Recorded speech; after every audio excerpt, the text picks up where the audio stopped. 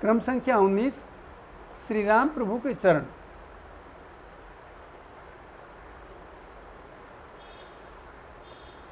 मैं ये वाला बस स्टैंड पर रात्रि 9 बजे उतरा और मैंने पूछा, यहाँ कोई होटल, लॉज, धर्मशाला, मंदिर, गुरुद्वारा आदि है? जब सबने मना कर दिया तो मैंने अचानक पूछा, यहाँ कोई संघ का कार्यालय है? तो लोगों ने कहा नहीं है। फिर एक ने बताया कि सामने जो घर है वहाँ एक संघ का कार्यकर्ता भोजन करने आता है। मैं उस घर में जाकर दरवाजा खड़खड़ाया। अंदर से आवाज़ आई, कौन है? मराठी में। मैंने कहा, यात्री हूँ, अयोध्या जी से आया हूँ। दरवाज़ा खुला, उन्होंने मुझे अपनी बैठक में बैठाया और फिर एक सज्जन पूछने आए, आपको किससे मिलना है? मैंने कहा, बसंत केलकर जी से मिलना है मुझे। नाम पता चल गया था मुझे पहले।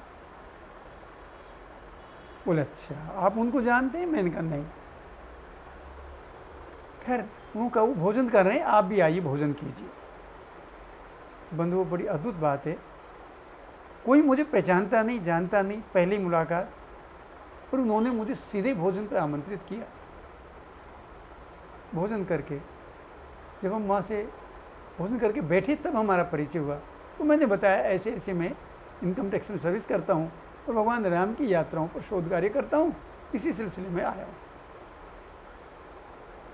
बहुत अच्छा लगा व्यवहार।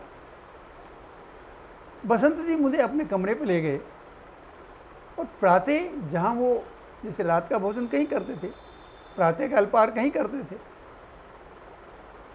जहाँ अल्पाहार करने गए वो एक ऐसे घर गए जहाँ एक महिला अकेली थी, एक उनका बेटा था। बड़े स्नेहपूर्ण वातावरण में वहाँ भोजन किया जा रहा था। लेकिन जिस घर में गई वो महिला मुझे मेरी वेशभूषा को देखकर ज़रा विचित्र ढंग से देख रही थी। तो मेरे मन में ऐसा भाव आया कि कहीं मेरे से कोई भूल तो नहीं हो गई, मैंने इनकी कोई स्थानीय परंपरा तो नहीं तोड़ दी जो मुझे इस तरह से देख रही है। फिर जब उन्होंने पूछा, मेरा परिचय लिया और बताया कि राम जी के यात्रा स्थलों की खोज कर रहा हूँ, तो वो और भी अजीब ढंग से मुझे देखने लगी। अब मैं शंकित हो गया, कहीं मेरे से गलती हुई। भोजन के बाद जब हम बाहर निकले तो बहन जी ने कहा, भैया भीतर आओ। मैं तब तक जूते के फीते बांध चुका था। मैं जाना नहीं चाहता था। मुझे लगता था मेरे से कोई गलती हुई है और अब मुझे कोई डांट पड़ेगी। मैं जाना नहीं चाहता था। जब वो फिर आग्रह किया तो मैंने कहा, बहन जी जो कहना हो यहीं कह लो। मैंने केलकर जी की ओर देखा कि मेरी सहायता कर दें। केलकर जी वहाँ के नगर प्रचारक थे।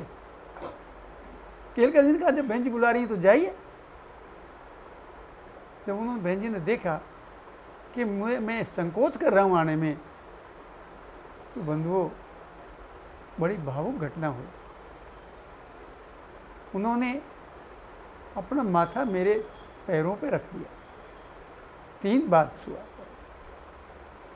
अब अपने यहाँ उत्तर भारत में परंपरा है, जिनको हम बहन कह दें, अगर उनसे पैर छू जाए तो हम पाप मानते हैं। अब मैंने असमंजस में, बहन जी आपने क्या किया? आपने तो मेरे से पाप करवा दिया। मैं तो आपको बड़ी बहन की तरह देख रहा हूँ और आप मेरे पैर छू रहे हैं, ये तो बहुत गड़बड़ हो गई, पाप हो गए। बोली, भैया कोई पाप नहीं हुआ।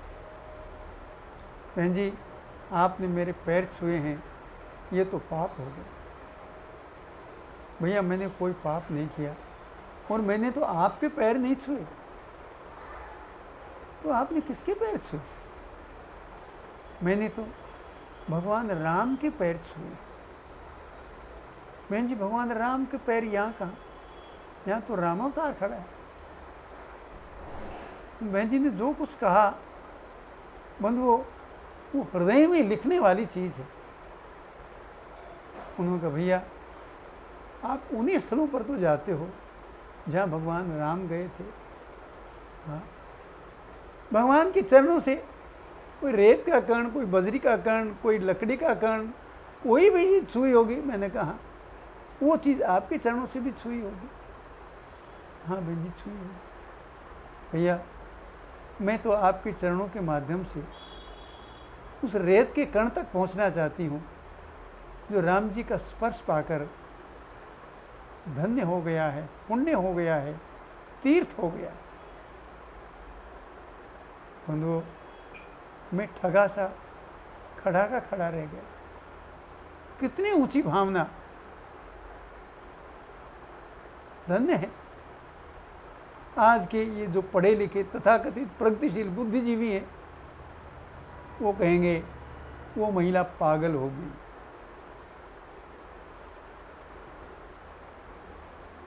भैया, पागल वो नहीं, पागल कहने वाले हैं। भगवान करे यही पागलपन हम सब में आ जाए, ताकि ये भूमि, ये भारत भूमि, भारत माँ राममय हो जाए। ऐसे पुण्यात्माओं को मैं आज भी नमन करता हूँ।